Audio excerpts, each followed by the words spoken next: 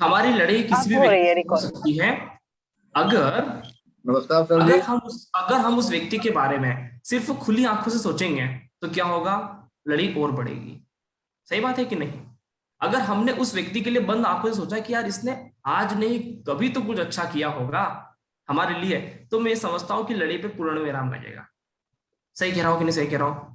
अगर हम जी। जिस व्यक्ति को खुली आंखों से ट्रीट करते हैं, सपोज करो कि आप किसी भी व्यक्ति को, हमारे सगे सगे रिश्तेदारों में लड़ी हो जाती है क्योंकि हम खुली आंखों से बात करते हैं। जब हम उसी वक्त बंद आंखों से बात करने की कोशिश करेंगे कि यह व्यक्ति सिर्फ बुरा ही है, आंख बंद करके पूछेंगे, तो हमें उत्तर मिलेगा कि नहीं यार इसमें कुछ तो अच्छा ही है। सही बात है कि नहीं?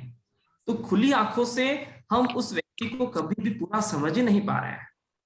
ठीक है, बाद में हमें एनालिसिस होता है, पश्चाताप होता है कि नहीं यार वो व्यक्ति इतना भी गलत नहीं था, हमने उससे लड़ी कर लिया। होता है कि नहीं होता है? या उस व्यक्ति को हमने कुछ ज्यादा सुना दिया, या उसने कुछ ज्यादा कह दिया, कुछ भी हो सकता है। ठीक है, तो खुली आंखों से हम कभी किसी भी व्यक्ति को पूरा नहीं समझ सकते हैं। अगर हमें किसी भी व्यक्ति को पूरा समझना है तो हमें निश्चित ही उसके लिए आंख बंद करनी पड़ेगी कि हाँ इस व्यक्ति का क्या कहना है। ठीक है, हमें अपने आप को समझना है। सबसे पहले हमें क्या समझना है? हमें हमें भारत देश को नहीं समझना, हमें सिर्फ अपने आप को समझना है। अपने आप को समझ लिए, अपने आसपास के लोगों को समझ लिए, हो गया काम। आपको बहुत आगे नहीं बढ़ना है, सिर्फ अपने आप को समझना ही ज्योतिष है। और जिस दिन हम अपने आप को समझ जाएंगे उस दिन हम पूरे ब्रह्मांड को समझ जाएंगे। क्योंकि ऋषि सिर्फ अपने आप को जान लिए, उनको लग गया था कि भैया मैं हूं, मुझे समझ में आ रहा है। वो सिर्फ अपने आप को जानने लग गए थे। उन्होंने पूरा ब्रह्मांड को घूम के आ गए कि अच्छा यहाँ मंगल ग्रह या शनि ग्रह दोनों से बातचीत हो गई। समझ में आ रहा है? तो सिर्फ अपने आप को समझने की कोशिश करना है। और कभी भी हमारे लाइफ में सिचुएशन आती है, लड़ी होते हैं, कुछ भी बात कहाँ सुनी होती है, हमें उस व्यक्ति को खुली आंखों से, सिर्फ खुली आंखों से ना देखते हुए 2 मिनट के लिए उसके लिए बंद आंखों से सोचना ही चाहिए, तभी जाके उसके लिए पूरा डिसीजन ले कभी भी लाइफ में। X Y Z. क्योंकि बंद आंखों के बिना कभी भी पूरा निर्णय हो ही नहीं सकता है। समझ में आ रहा है? बंद आंखों के बिना कभी भी पूरा निर्णय नहीं हो सकता। क्योंकि खुली आंखों से तो हमको आकाश भी पूरा नहीं दिखा तो व्यक्ति क्या पूरा दिखेगा? जैसे इसी आप कांच में अपना चेहरा देखते हो, आपको आप नजर आते हो, अच्छा लग रहा है, चश्मा अच्छा पहनना है, कपड़े अच्छे पहनना है। ठीक है, ये हुई एक बात। लेकिन आप अपने आप को बहुत अच्छी तरह से कब जानोगे? जब आप अपने मन से पूछोगे कि मैं कैसा। जब आप अपने मन से पूछोगे कि मैं कैसा हूं, मैंने किसके साथ बुरा किया, किसके साथ अच्छा किया, किसके साथ झूठ बोला, किसके साथ सच बोला, तब किसमें आपको ब्यूटी ज्यादा नजर आएगी? ये आपके सामने है, बंद आंखों में?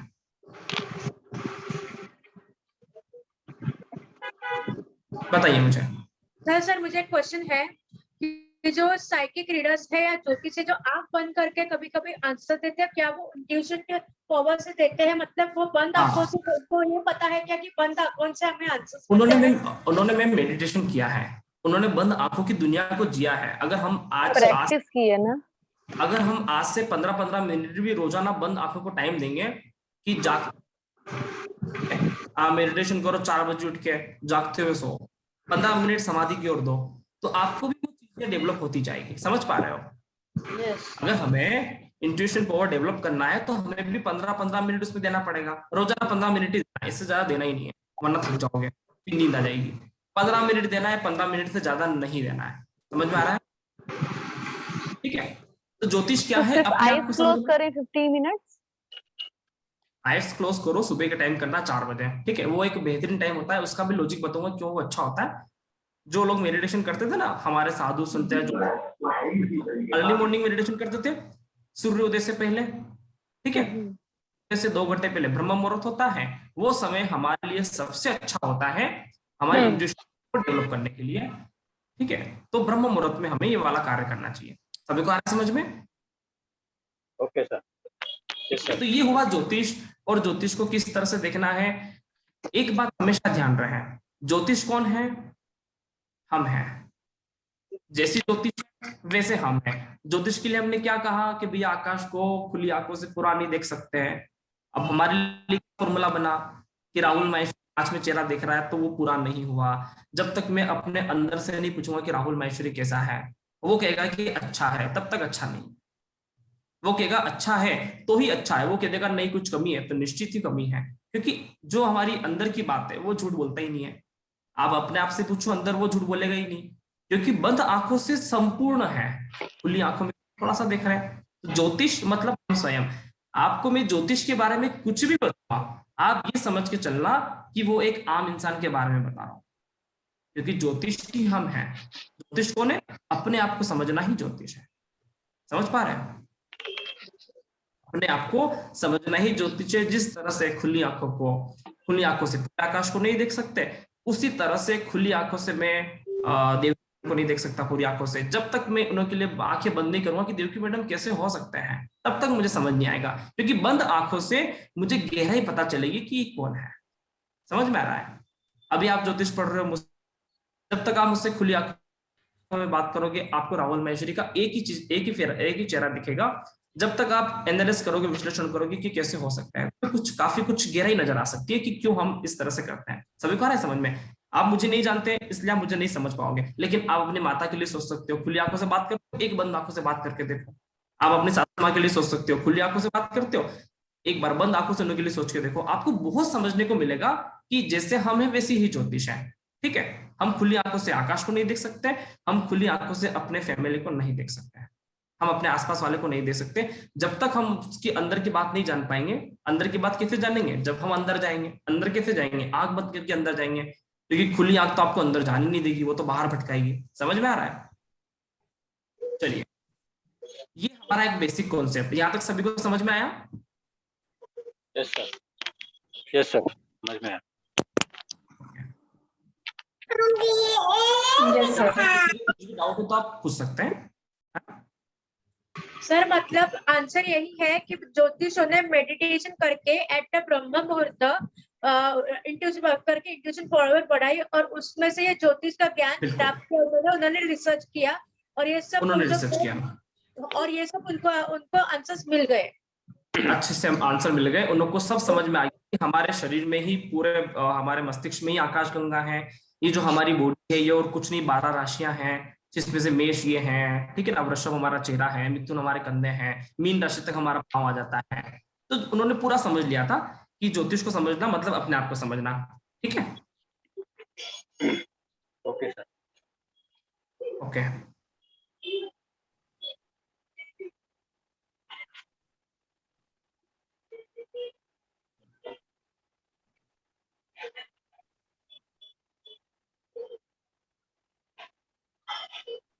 ठीक है, अभी हम बात करते हैं कुछ ऐसे विषय की जो आप सभी को जानने की बहुत इच्छा हुई होगी कि यार हम जन्म कुंडली से अपने आप को कैसे समझें।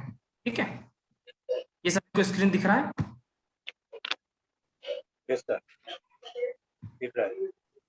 दिख रहा है? ठीक है, ये तो हमने आकाश गंगा को समझ लिया कि हम खुली आंखों से नहीं देख सकते, पीछे वाले तो लोग छुप ही जाते हैं। ठीक है? तो इस फोटो से क्लियर हो गया है कि एक व्यक्ति सामने खड़ा रहेगा तो वो सिर्फ सामने वाला देख सकता है, लेफ्ट साइड राइट साइड देख सकता है, पीछे का तो देख ही नहीं सकता। ठीक है? तो कुछ न कुछ पार्ट रह ही जाएगा। वो 270 डिग्री तक देख सकता है, लेकिन 360 डिग्री तो नहीं देख सकता। ठीक है? अच्छा, अभी ज्योतिष हमारा कहाँ से शुरू हुआ, ये सबसे महत्वपूर्ण प्रश्न है। ज्योतिष कहाँ से शुरू हुआ है? काफी लोग कहते हैं कि ज्योतिष भाग्य है, कुछ लोग कहते हैं कर्म है। आपको क्या लगता है, ज्योतिष भाग्य है कि कर्म है? कर्म। कर्म है। कर्म भी और थोड़ा भाग्य भी, बट कर्म ज्यादा। नहीं, इसका सही उत्तर वास्तव में कर्म ही है, जो कर्म है। लेकिन सबसे पहले हमें ये जानना पड़ेगा कि कर्म क्या है। ठीक है? तो कर्म कितने तरह के होते हैं? 2। नहीं, कर्म होते हैं 3 तरह के। ठीक है? एक होता है पिछले संचित, किए हुए कर्म, हाँ संचित कर्म, प्रारब्ध, प्रारब्ध, और एक होता है जो कर रहे हैं अभी, क्रियमाण। एक होता है संचित कर्म, एक होता है प्रारब्ध कर्म, और एक होता है हमारा क्रियमाण कर्म। सभी को ये स्क्रीन प्रेजेंट हो रहा है जो चल रहा है। ये संचित, ये प्रारब्ध और ये क्रियमाण जो लिखा आप सभी को नजर आ रहा है ना? जी सर। ठीक है, दिख रहा है ना स्क्रीन? सभी को दिख रहा है ना? हाँ जी सर, हाँ जी सर। ओके। 3 तरह के कर्म होते हैं, एक होता है संचित कर्म, दूसरा होता है प्रारब्ध कर्म, और तीसरा होता है क्रियमाण कर्म। ठीक है? अभी हम लोग कहते हैं कि यार ज्योतिष तो भाग्य बताता है। ठीक है? लेकिन ज्योतिष वास्तव में कभी भाग्य बताया ही नहीं है। ज्योतिष कर्मों को एक्सप्लेनेशन करता है, कर्मों को एक्सप्लेन करता है, कर्मों को समझाता है। संचित कर्म मतलब क्या? संचित कर्म मतलब ए टू जेड सारे कर्मास, ठीक है। हमारी बैलेंस शीट होती है ना, अगर हम सीए के पास जाते हैं, ठीक है, देखिए हमने क्या खरीदा, क्या बेचा, क्या सेल, क्या प्रॉपर्टी, सारा होता है ना, हमारा जो एक चिट्ठा होता है, बैलेंस शीट बोलते हैं जिसको। संचित मतलब ए टू जेड सारे कर्मास। प्रारब्ध कर्मास मतलब कैरी फॉरवर्ड, ठीक है। कैरी फॉरवर्ड आगे ले जाते हैं ना सीए वाले, कि आपका ये कैरी फॉरवर्ड, इतना असेट्स है, इतनी लायबिलिटीज हैं। सर संचित कर्म मतलब क्या है? संचित कर्म मतलब आपने क्या बताया? एक मिनट रुकिए। क्या है?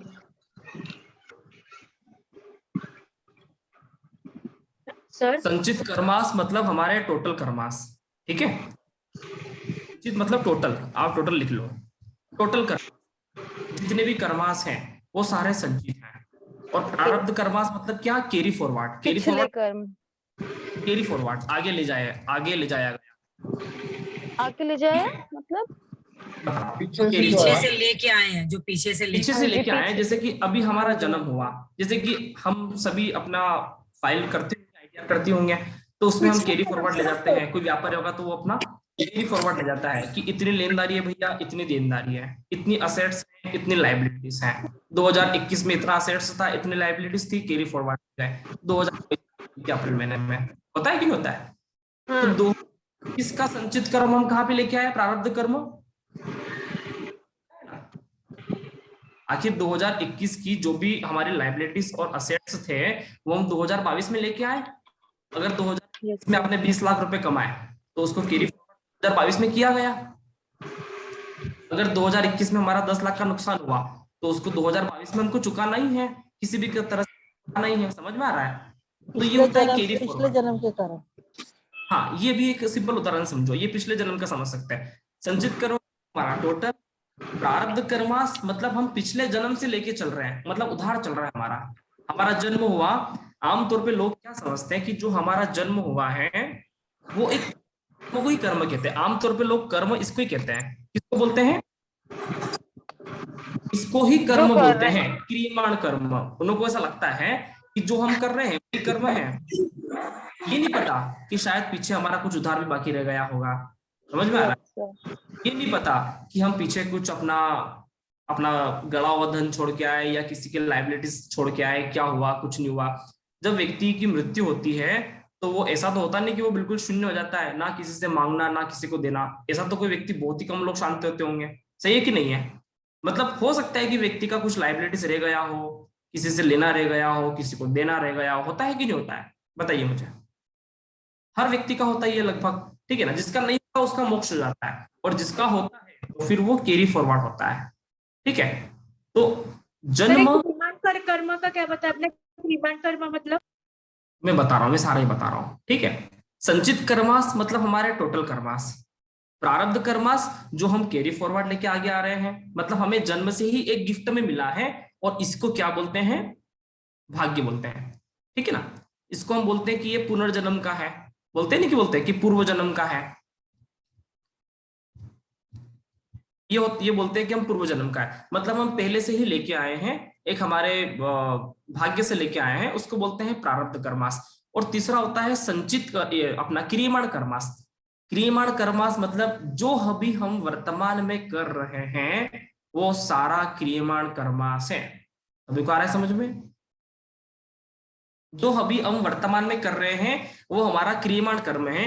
इसमें भी आपको बहुत अच्छी तरह से समझने के लिए आप संचित कर्म को 2 मिनट हटाओगे तो आपको सारी चीजें बहुत अच्छे से समझ में आएगी। संचित कर्म हट गया। संचित कर्म मतलब हमारा टोटल बैलेंस है, ए टू जेड टोटल है, उसको हटा देते हैं। प्रारब्ध कर्मास मतलब जो हम लेके आए, और इसी प्रारब्ध कर्मा से क्या बना? हमारी जन्म कुंडली। क्या बना? हमारी जन्म कुंडली कहां से बनती है? हमारी जन्म कुंडली बनती है इसी प्रारब्ध कर्मा से, ठीक है। ये इसी प्रारब्ध कर्मा से हमारी जन्म कुंडली बनी है, जो हम पुराने टाइम में जो हम छोड़ के गए थे, या जो हमारा लेनदार या जो उधारी बाकी रही, वो ही चुकाने के लिए ना कुंडली बन ये हमारा बिल्कुल हमारी जन्म कुंडली बताती है हमारे प्रारब्ध कर्मास को, ठीक है। अभी कुछ लोग उस प्रारब्ध कर्मास को बोल देते हैं कि ये तो भाग्य है, कुछ लोग बोल देते हैं कि नहीं भैया ये तो कर्म है। आमतौर पे वो भाग्य ही पिछले आप, केस में। सिर्फ उसका नाम बदल गया, समझ में। Okay. भगवान राम ही विष्णु के अवतार है, भगवान कृष्ण भी विष्णु के अवतार है, सिर्फ उनका नाम बदल गया है। समझ में आ रहा है? सर मतलब ठीक है। हमारी जन्म कुंडली जो है वो संचित कर्म, प्रारब्ध कर्म, क्रियाण कर्म के अनुसार है, और संचित कर्म हमारी जन्म कुंडली सिर्फ हमारी जन्म प्रारब्ध। कुंडली सिर्फ हमारा प्रारब्ध कर्मास है, सिर्फ। ओके प्रारब्ध, ओके आपकी जन्म कुंडली बनी है, जो भगवान ने आपका स्क्रीनशॉट खींच के दिया है, वो सिर्फ आपका प्रारब्ध या तेरे ये कर्म थे, और हमको यहाँ पे लाके छोड़ दिया। अभी जो हम कर रहे हैं, अभी जो वर्तमान, वो संचित में जा रहा है ना। हाँ मैं बताता हूँ, अभी जो वर्तमान में हम कर रहे हैं ना, वो सारे कर्म हमारे क्रियमाण हैं। मैं आपसे बात कर रहा हूँ, आप ज्योतिष पढ़ रहे हो, ये सारा कर्म हमारा क्रियमाण है, और जो हम कुंडली से लेके आए हैं वो सारा प्रारब्ध है। अब मैं आपसे एक बात पूछूं, प्रारब्ध कभी क्रियमाण से अलग हो सकता है क्या? नहीं। कभी ज्योतिष से आकर्षण रहा होगा, या हमारा कोई रिलेशनशिप रहा होगा, तभी हम वापस आके मिले, ठीक है। सर सबका म्यूट करवाओ ना। क्या हुआ? सर आवाज बहुत आ रही है, सबका म्यूट करवा दो ना प्लीज। ओके। सर मेरी एक रिक्वेस्ट है, अगर सबका म्यूट नहीं रहेगा ना ये माइक, तो सर क्या होगा बाद में रिकॉर्डिंग्स में हमें बहुत इश्यूज आने वाले हैं, हमें समझ ही नहीं आएगा, है ना। तो सर प्लीज रिक्वेस्ट है। प्लीज हाँ, सभी मैम। आप अनम्यूट कर लीजिए अपने अनुसार ही, क्योंकि आप लोगों को बोलना पड़ता है, तो फिर मैं आपसे पूछता हूं तो फिर मुझे अनम्यूट करना पड़ता है। बेहतर हो कि आप अनम्यूट करके रखें, ठीक है। ये होता है हमारा प्रारब्ध कर्मास, ये होता है हमारा क्रियमाण कर्मास। प्रारब्ध कर्मास हमारा स्क्रीनशॉट है जो हमें बाय बर्थ मिला है। क्रियमाण कर्मास जो अभी हम कर रहे हैं। प्रश्न ये है कि क्या प्रारब्ध क्रियमाण से अलग हो सकता है क्या? प्रश्न ये है कि प्रारब्ध क्रियमाण, सर प्रारब्ध मतलब कर, सर मेरा एक क्वेश्चन है, मतलब हम लोग को डेट तक, हमारे जन्म से लेकर डेट तक जो हम लोग करते हैं वो संचित कर्म है, मतलब टोटल कर्म जो है वो संचित कर्म वही है। संचित कर्मास तो मैम बहुत अलग है। संचित कर्मास तो हमारे 7 जन्म की कर्मास है। आप संचित को तो भूल ही जाओ, आप सिर्फ 2 बातों को ध्यान रखो।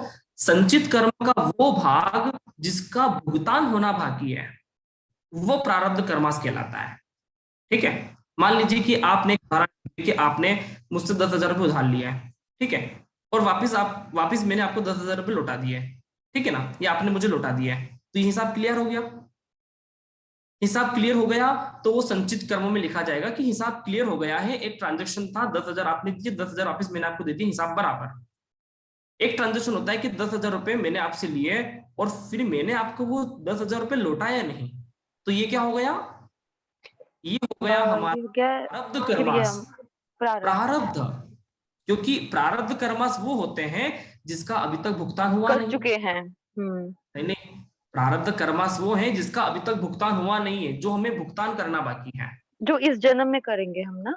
बिल्कुल, जिसका रिपेमेंट करना बाकी है, उसको बोलते हैं प्रारब्ध कर्म। इसीलिए हमारी जन्म कुंडली बनती है। जन्म हुआ है, एक घटना भुगतना है, तेरे भाग्य में लिखा, इसलिए ज्योतिष की बात सच जाती है कि तेरे साथ ये होगा, क्योंकि उसका प्रारब्ध कर्म, वो एस्ट्रोलॉजर उसका प्रारब्ध कर्म पड़ता है कि आपके साथ आप कौन सी घटना को छोड़ के आ गए।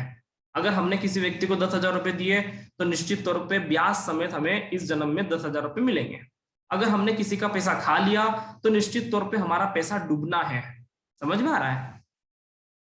तो सारी की सारी चीजें, हमारी चीजें वही होती है मोस्टली जो हमारे प्रारब्ध कर्मास में रखा हुआ होता है। सभी के बात समझ में आया? जी सर।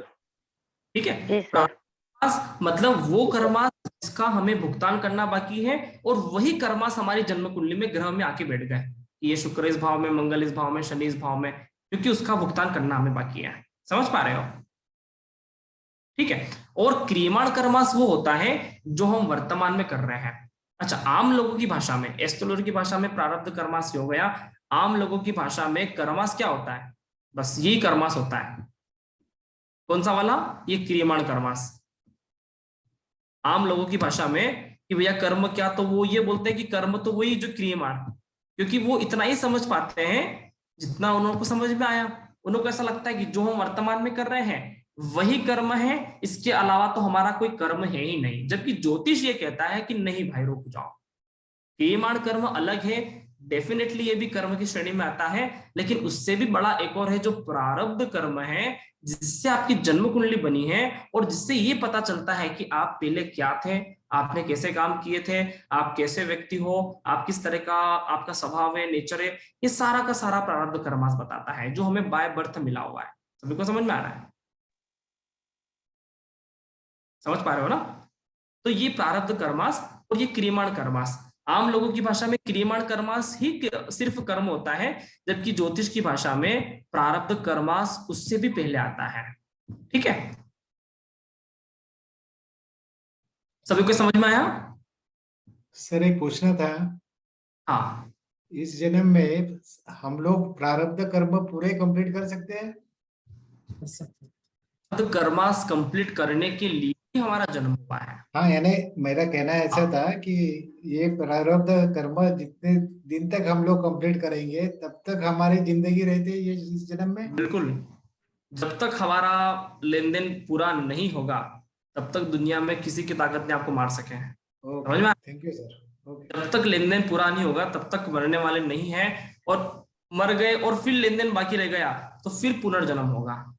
जब तक व्यक्ति शून्य नहीं हो जाता तब तक व्यक्ति श्री चरणों में नहीं जा सकता। शून्य मतलब क्या? ना लेना है ना देना है, हम बिल्कुल जीरो हो गए, उस दिन हो जाता है शून्य। ठीक है सर जी नमस्कार। नहीं सर जी, मुझे ऐसा कहना था कि प्रारब्ध कर्म पीछे के जो मैं लेके आया वो तो इस जन्म में समझो खत्म कर दूंगा, लेकिन क्रियमाण कर्म की वजह से कुछ उल्टे पुल्टे कर्म रहेंगे, वो तो वापिस से फिर जन्म होगा, वापिस कैरी फॉरवर्ड, वापिस वो संचित कर्म में ऐड होंगे, फिर संचित फिर से वो मैं जन्म लूंगा। बराबर? हाँ, और पूरे जब तक मेरे कर्म नहीं खत्म होते तब तक मैं जन्म लेते रहेंगे, हमारा ये चक्कर चलता रहता है, मोक्ष मिलेगा। बिल्कुल बिल्कुल। अभी प्रारब्ध कर्म पूरा होगा और आप क्रियमाण कर्म में चल रहे थे, अब कर्म में भी वापस आपका इतना बड़ा टेंशन हो गया कि 50 तरह के चक्कर यहाँ फंस गए, तो ये क्रियमाण कर्म उठ के यहाँ चला गया संचित में। ठीक है, अब वापिस से जन्म होगा तो ये भैया संचित वाला कर्म वापिस से इसको डाल देगा प्रारब्ध में। समझ में आ रहा है? फिर ये प्रारब्ध कर्म पूरे करते करते फिर हमें चल जाएंगे क्रियमाण में, मतलब ये चक्कर चलता रहता है। ठीक है, ये चक्कर जब तक खत्म नहीं होता, जब तक हम शून्य नहीं हो जाते, जब तक हमें लगता है कि ना मैं किसी का बुरा करूंगा, ना मैं किसी से उधार लूंगा, ना उधार दूंगा, मतलब हम जब तक शून्य नहीं हो जाते, ना मुझे कोई आस है, ना मुझे कोई टेंशन है, ना मैं किसी चीज के लेकर कोई आशा रखता हूँ। वो बोलते हैं ना कि मोक्ष की प्राप्ति किसको होती है? जो व्यक्ति शून्य हो जाता है कि मुझे किसी से भी कोई भी टेंशन नहीं है, मैं किसी भी व्यक्ति के लिए शून्य हूँ, बिल्कुल एकदम स्थिर हूँ, उस व्यक्ति का मोक्ष होता है। समझ आ रहा है? आज के जमाने में मोक्ष प्राप्त करना अत्यंत दुर्लभ कार्य है, क्योंकि व्यक्ति के टेंशन इतनी, व्यक्ति मोक्ष कहाँ से प्राप्त करेगा? ठीक है, एक टेंशन को खत्म करने के लिए दूसरी टेंशन आ जाती है, तो इसीलिए कलयुग में मोक्ष प्राप्त करना अपने आप में बहुत कठिन कार्य है, क्योंकि में फंसा हुआ है। प्रारब्ध कर्म से निकलने के लिए संचित कर या क्रियमाण कर्म में फिर कुछ कर्म फंस गए, फिर वो संचित में चला गया, फिर संचित से फिर हमारे वापिस से जन्म हो गया, फिर हमारा प्रारब्ध कर्म बन गया, मतलब फिर जन्म हुआ, फिर हमको वापस से अपने कर्मास तो भुगतना ही है। कर्मास हमारे कहीं नहीं जाते, कर्म सिद्धांत आपका कहीं नहीं जाएगा। आपने जो बोया है वो निश्चित तौर पे आपको ही आके काटना पड़ेगा। समझ में आ रहा है? अगर आपने आम का पेड़ बोया है, अगर सोचो कि आपने 100 आम के पेड़ बो दिए, आपको इस जन्म में नहीं अगले जन्म में आपको निश्चित ही उसका फल मिलना है। अगर आपने कुछ बुरा किया तो उसका फल भी आपको मिलना है। समझ में आ रहा है? अगर आपने किसी को उधार दिया, उस व्यक्ति ने आपको नहीं लौटाया, तो डेफिनेटली आपको अगले जन्म में वो पैसा मिलेगा। या फिर हम ऐसा कह सकते हैं कि हमारा प्रारब्ध कर्म कट गया, हो सकता हमने लिया हो। समझ पा रहे हो? तो इसलिए सनातन संस्कृति कहती है कि अच्छे से अच्छे कार्य हम लोगों को करना चाहिए, ताकि हमारा प्रारब्ध कर्मास कम हो, संचित कर्म में हमारा बैलेंस 0 हो जाए। एक मान लीजिए कि आपके पास प्लस और माइनस बोल लेते हैं इसको, कि एक हमारे दिनदारियां प्लस है और दिनदारियां माइनस है। ठीक है, अगर एक भी चीज 0 हो जाती है तो हमारा मोक्ष हो जाता है। समझ में आ रहा है? अगर हमें किसी को कुछ देना नहीं है, मोक्ष हो गया। समझ पा रहे हो? क्योंकि हमने सब कुछ छोड़ दिया। तो ये प्रारब्ध कर्मा, संचित कर्मा, क्रियमाण कर्म का हिसाब किताब है। हमें जब तक हम शून्य नहीं होंगे तब तक हमारा मोक्ष नहीं हो सकता। अच्छा, इस बात को मैं आपको एक और अच्छी तरह समझाना चाहता हूं। ये बात सभी को समझ में आया, संचित प्रारब्ध क्रियमाण? ठीक है। तो अभी इसको एक और तरीके से समझते हैं, हो सकता है कि कुछ डाउट आ गए हो तो शायद वहां क्लियर हो जाए। ठीक है, संचित कर्मा को हमने क्या कहा था? सपोज करो कि संचित कर्मा को आप बोल दो, ठीक है, प्रारब्ध कर्मा को आप बोल दो, और क्रियमाण कर्मा को आप बोल दीजिए विष्णु है। समझ में आ रहा है? प्रारब्ध कर्मास कौन था? प्रारब्ध कर्मास आप समझ लो कि प्रारब्ध कर्मास आपके जो भी हैं वो शिव हैं। ठीक है, शिव को क्या बोलते हैं हम पता है आपको? शिव को बोलते हैं भूतों के संग रहने वाला भूतकाल। 3 तरह के काल होते हैं, समय के 3 आयाम होते हैं, 3 तरह के प्रारूप हैं समय के। एक होता है वर्तमान काल, एक होता है भूतकाल, सबसे पहले होता है भूतकाल। ठीक है, सबसे पहले काल आता है भूतकाल। हम जो कुछ भी है ना हमारे भूतकाल की वजह से है, हमारे भविष्य काल की वजह से नहीं है। जो भी है हम भूतकाल की वजह से हैं। ठीक है, तो हम कौन हो गए? भूतकाल। शिव कौन हो गया? भूतकाल। भूतकाल से सब निकला हुआ है। विष्णु कौन है? वर्तमान काल, वर्तमान काल। और ब्रह्मा कौन है? भविष्य काल। ठीक है, ये कर्मास जो संचित प्रारब्ध और जो क्रियमाण कर्मास है, आप उसको भूल जाओ, नहीं समझ में आ रहा ना? आप इस थ्योरी से याद करो कि संचित कर्मास और कोई भी नहीं है, संचित कर्मास ही हमारा ब्रह्मा है, जिसको हम ब्रह्मा बोलते हैं ना, वो संचित कर्मास है। ये प्रारब्ध कर्मास और कोई भी नहीं है, जिसको हम शिव बोलते हैं ना, वही प्रारब्ध कर्मास है। और जो हम वर्तमान में कर्म करते हैं ना, जिसको बोलते हैं कि क्रियमाण कर्म, ये क्रियमाण कर्म और कुछ भी नहीं है, जिसको हम विष्णु बोलते हैं ना, वही क्रियमाण कर्म है। भगवान ब्रह्मा भविष्य काल, भगवान शिव भूतकाल और भगवान विष्णु वर्तमान काल को बताता है। ठीक है, एक बात पक्का साफ है कि भूतकाल को वर्तमान काल से अलग नहीं कर सकते हैं, क्योंकि अभी जो कुछ भी हो रहा है वो 1 सेकंड के अंदर भूतकाल हो जाएगा। सही कि नहीं है? 1 सेकंड के अंदर भूतकाल हो जाएगा। मतलब भूतकाल वर्तमान काल से अलग नहीं, और वर्तमान काल में जो हम कर रहे हैं वही हमारा भविष्य का। मतलब ये तीनों अलग नहीं है।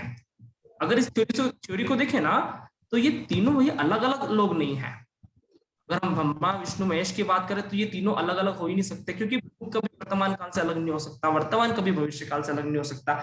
आज जो हम करेंगे वो हमें भविष्य में मिलेगा, निश्चित तौर पे मिलेगा। और जो कल जो हमने किया है वो भी हमें आज वर्तमान में मिल रहा है, और जो हम अभी कर रहे हैं वो तत्काल भूतकाल बन रहा है।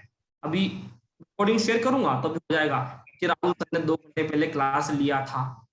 हाँ, पास्ट टेंस आ गया ना, भूतकाल हो गया। मैं अभी क्लास ले रहा हूं, वर्तमान काल हो गया।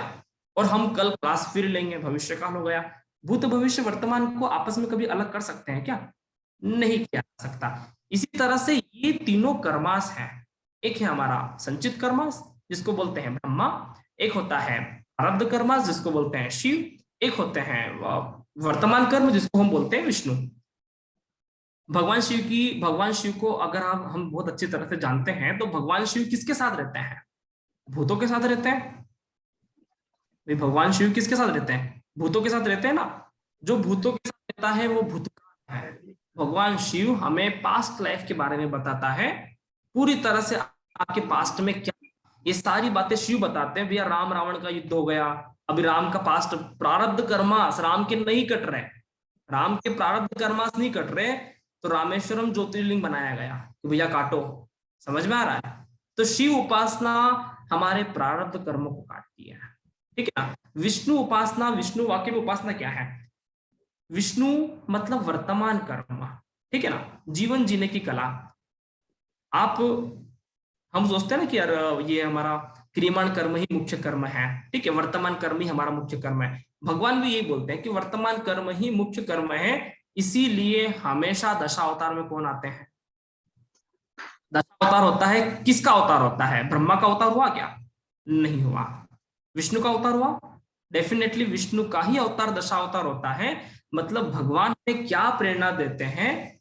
विष्णु को अगर हम विष्णु ना कहते हुए वर्तमान काल से अगर हम कोशिश करें तो भगवान हमें ये कहते हैं कि आप वर्तमान के साथ जियो, आप अपने कर्म बहुत अच्छे से करो, समझ में आ रहा है? वर्तमान काल में चलने की प्रेरणा अगर कोई व्यक्ति देता है तो वो विष्णु है। क्रियमाण कर्म के साथ चलिए, क्योंकि हमारा साथ पास्ट क्या हुआ वो तो हम बदल ही नहीं सकते भैया। शिव का तो अजन्मा है। शिव कौन है? शिव तो अजन्मा है। पास्ट कर्मास तो आप चाहकर भी नहीं बदल सकते। शिव का सत्ता परिवर्तन नहीं हो सकता। राम वन जा सकते हैं, शिव नहीं जा सकते। शिव अनंत है, गहराई है, सत्य है। शिव का तो परिवर्तन हो ही नहीं सकता है, क्योंकि वो अजन्मा है। और हमारे प्रारब्ध कर्मास कोई काट दे, दुनिया में कोई ऐसा पैदा नहीं होगा कि हमारे प्रारब्ध कर्मास काट देगा, क्योंकि वो तो कट ही नहीं सकता है। प्रारब्ध कर्मा तो तय है। समझ में आ रहा है ना? सर वर्तमान कर्म मतलब विष्णु की उपासना। दशावतार होते हैं भगवान के भी, भगवान राम के भी प्रारब्ध कर्मास रहे हैं। उन्होंने इतना संघर्ष देखा, उन्होंने अपना क्रियमाण कर्म करके उस प्रारब्ध कर्मा को काटा है। समझ में आ रहा है? ज्योतिष हमें क्या सिखाती है कि हमें निश्चित तौर पे, ज्योतिष हमें क्या सिखा रहा है यहाँ पे? सबसे पहले तो हमें देखना है, ज्योतिष ये बोलता है कि भैया क्या हमें कभी भी संचित कर्म में जाने की जरूरत है क्या? मैं 7 जन्मों तक क्या था, क्या ये हमें जाने की जरूरत है क्या?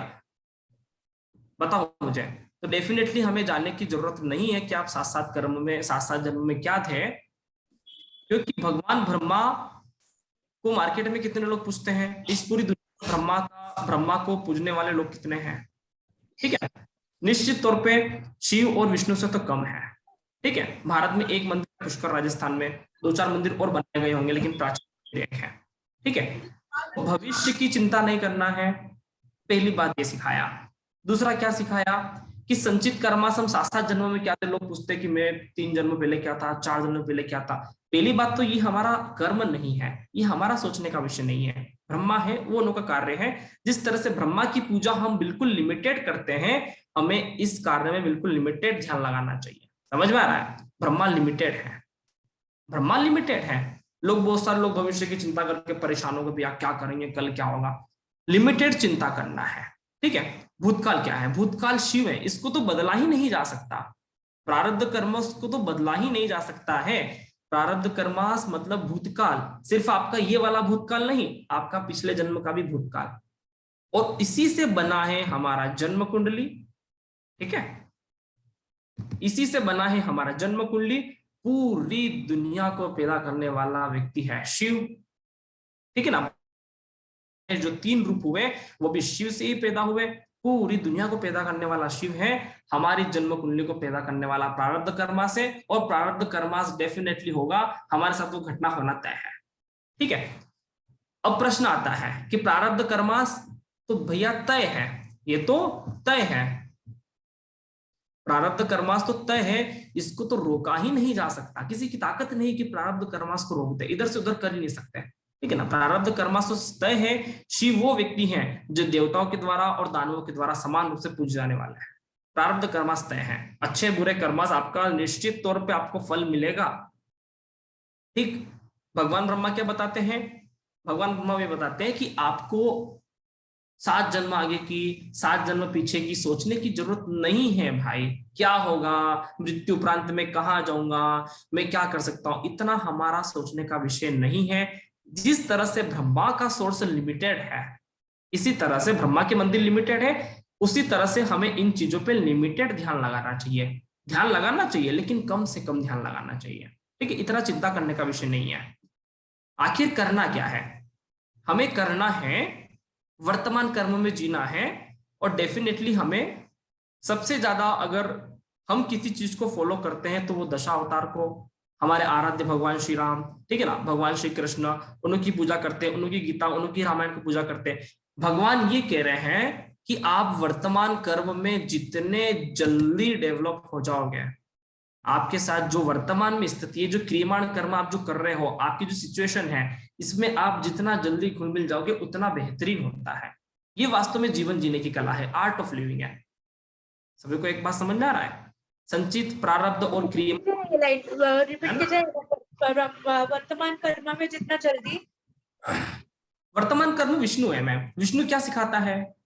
भगवान विष्णु क्या सिखाते हैं? भगवान विष्णु हमको जीवन जीने की कला सिखाते हैं। राम अवतार हुए, क्या सिखाया कि भैया अच्छे काम करोगे तो अच्छा रहोगे, गलत नजर से काम हाथ डालोगे तो भैया बुरा परिणाम होगा। राम भगवान ने क्या सिखाया? जीवन जीने की कला। हो गया। भगवान विष्णु हमें जीवन जीने की कला सिखाते हैं, आर्ट ऑफ लिविंग सिखाते हैं। भगवान शिव हमारे भूतकाल हैं, ठीक है ना। वो पुरानी पुरानी बातों को, जितने भी वेद पुराने जो भी अध्याय हुए वो सारे शिव हैं, पुरानी पुरानी बातों को बताते हैं जो परम सत्य है, जिसको झुटलाया ही नहीं जा सकता, ठीक है। लेकिन प्रश्न ये आता है कि हमें जीना कैसे है? तो जीवन जीने की कला विष्णु के द्वारा ही सीखा जाना चाहिए, ठीक है। सर जी एक प्रश्न था। हाँ बताइए। हमें वर्तमान में ही जीना चाहिए ना, वर्तमान कर्म के हिसाब से? बिल्कुल, वर्तमान कर्म हमें जीवन जीने की कला सिखाता है। प्रारब्ध कर्मास हमारा तय है, जिसको बदला नहीं जा सकता, इसलिए शिव की पूजा तो कंपलसरी है। शिव को तो मानना तय है, क्योंकि शिव को तो बदला ही नहीं जा सकता ना। प्रारब्ध कर्मास तो तय है। अभी विष्णु अवतार होते हैं तो विष्णु भगवान राम हुए, किसकी पूजा करी? शिव की पूजा करी, क्योंकि प्रारब्ध जो है उसको बदला नहीं जा सकता। शिव सबसे बड़े हैं, सबसे पहले भूत आया है। सबसे पहले कौन आया है? भूत आता है। भूत को दो तरह से बोलते हैं। भूत को बोलते हैं आत्मा, अगर किसी की आत्मा भटक रही क्या बोलते भैया? भूत आ गया। भूत आ गया। आत्मा भटकती हुई क्या बोलते? भूत आ गया। शिव है, ठीक है ना। जब कोई नहीं था तो भी भूत थे इस दुनिया में। जब इस दुनिया में मानव नहीं था ना, तब यहाँ पे भूत रहते थे। समझ में आ रहा है? जी। मतलब हमारे प्रारब्ध कर्मास, ठीक है। विष्णु आया तो हमें जीवन मिला है, ठीक है। तो ये है हमारे वर्तमान कर्मास, ठीक है। अगर हम सिर्फ भूत में रहेंगे, सिर्फ भूतकाल में रहना अगर होता, तो पता है भगवान क्या सोच के प्लानिंग करते हैं कि भैया दशावतार विष्णु का नहीं होगा, शिव का होगा। समझ में आ रहा है? भगवान की स्ट्रेटेजी क्या होती? अगर सिर्फ भूतकाल को देखकर जिया जाता तो भगवान शिव बोलते कि नहीं भैया विष्णु तू रुक जा, मैं जाऊंगा, मेरा दशावतार होना चाहिए। लेकिन भगवान शिव भी ये कह रहे हैं कि नहीं, भूतकाल से आप नहीं जी सकते हैं। आप बार बार पीछे की तरफ जाओगे, पीछे की तरफ जाओगे, आपको वो चीजें पता नहीं कहाँ ले जाएगी। आप एकदम अकेले हो जाओगे, जिस तरह से भगवान शिव अकेले रहते हैं, ठीक है ना, एकदम भूतों के साथ रहते हैं। तो हम जितने भूतकाल में जाते हैं एकदम उसके उनके जैसे हो जाते हैं। तो ये हमारा जीवन जीने का तरीका नहीं है। वास्तव में ये हमारा जीवन जीने का तरीका नहीं है, लेकिन वो परम सत्य है जिसको हम झुटला नहीं सकते। आखिर मृत्यु उपरांत तो भूति बनना है। बिल्कुल सर। मृत्यु उपरांत तो भूति बनना है ना, जिसको तो बदल ही नहीं सकते। जैसे ही हमारा शरीर छूटा, कौन बन गए? भूत। हमारा फोटो लग गया, भूत है ये, अब ये इंसान नहीं रहा, भूत बन गया, ठीक है। अब इसको आप आत्मा बोलो, इसको आप स्वर्गवासी बोलो, इसको आप अलग अलग तरह से कुछ भी नाम बोलो, बाकी रियल सत्य है कि ये काल हो गया है, ये भूत बन गया है। वास्तव में भूतकाल ही भूत है। पास्ट जो बीत नहीं सकता वही भैया भूत है, ठीक है। तो शिव परम सत्य है, लेकिन उन्होंने भी कहा कि नहीं, दशावतार तो विष्णु का ही होना चाहिए, क्योंकि जीवन जो विष्णु सिखाते हैं वो और कोई नहीं सिखा सकता। इसलिए दशावतार, इसलिए दशावतार किसके, एक मिनट रुके, इसलिए दशावतार किसके होते हैं? विष्णु के दशावतार। राम का दशावतार विष्णु के अवतार राम है, विष्णु के अवतार कृष्ण है, इन्हों का दशावतार हुआ, राइट जी। दशावतार विष्णु के होते हैं जो कि हमें जीने की कला सिखाते हैं, जीने की कला, ठीक है, ठीक है सर। हमें एक मिनट रुकिए मैम, हमें इससे सीखने को मिला है, हमें इससे ये सीखने को मिला है कि हमें जो हम प्रेजेंट में हैं आप उसको, क्योंकि हमें इसके साथ ही जीना है। समझ में आ रहा है? मेरा दोस्त के पास तो वो गाड़ी, मेरे मामा जी के पास तो ये गाड़ी, ऐसा हमारे पास नहीं। जो आप वास्तव में प्रेजेंट में हो ना, उसको एक्सेप्ट करिए, क्योंकि ज्योतिष तो जीवन जीने की कला है। हमें वर्तमान कर्म में ही जीना चाहिए, वर्तमान कर्म में। जी सर। प्लीज मनीष जी आप म्यूट कर दीजिए, आपकी बहुत आवाज आ रही है। जी प्लीज माइक अनम्यूट करके रखें, ठीक है। भूतकाल लास्ट क्वेश्चन है, मतलब जी बोलिए मैम, आपका क्वेश्चन ले लेते हैं। हमारे मतलब संचित कर्म, क्रिमान कर्म और ये प्रारब्ध कर्म जब क्लियर होंगे तभी हमारे ये दुनिया से मुक्ति हो जाएगी, तभी हमें मोक्ष मिल जाएगा, राइट? पहली बात तो ये है, पहली बात तो ये है कि त्रिदेव कभी भी अलग अलग हुए क्या? ये त्रिदेवी तो है, ब्रह्मा विष्णु महेश त्रिदेव। अरे भूत भविष्य वर्तमान कभी अलग नहीं हुआ, ठीक है। समझ में आ रहा है? तो इसीलिए हम त्रिदेव की उपासना करते हैं। कि ज्योतिष वो है जो तीनों कालों को लेके चले। ज्योतिष वो है जो पास्ट काल, प्रेजेंट और फ्यूचर तीनों ही काल को बात करे, उसी को ही ज्योतिष कहा जाता है। इसीलिए ज्योतिष को क्या कहते हैं कि आप तो भैया सब कुछ जानते हो, क्या होने वाला है, क्या हो रहा है, क्या होगा, मतलब सब कुछ जानने वाला त्रिकालदर्शी। त्रिकालदर्शी मतलब क्या? एक ब्रह्मा का, एक विष्णु का, एक शिव का, त्रिकाल, तीनों कालों को जानने वाले। तीनों काल क्या? एक भूतकाल, एक वर्तमान काल, एक भविष्य काल। समझ में आ रहा है? तो ये चीजें। सर एक बताओ। जी बताइए, बताइए। ऐसा है मेरे हिसाब से कि ब्रह्मा जो है he is a creator of the world. Actually Prajapati यानी उन्होंने एक्चुअली पूरे दुनिया को, पूरे संसार को, हम लोगों को, सब प्राणी मात्रों को इन्होंने एक्चुअली निर्माण किया है। बिल्कुल, ही इज अ क्रिएटर।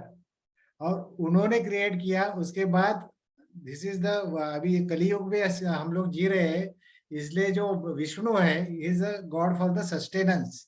यानी इस सृष्टि में अगर हमको आनंद लेना है तो ब्रह्मा जी ने जो हमको क्रिएट करके हमारे में जो प्राण हमारे में डाल दिए है, जो एनर्जी डाल दी है, वो हम लोग विष्णु के द्वारा हम लोग उसको एंजॉय कर सकते हैं, उसको जी सकते हैं।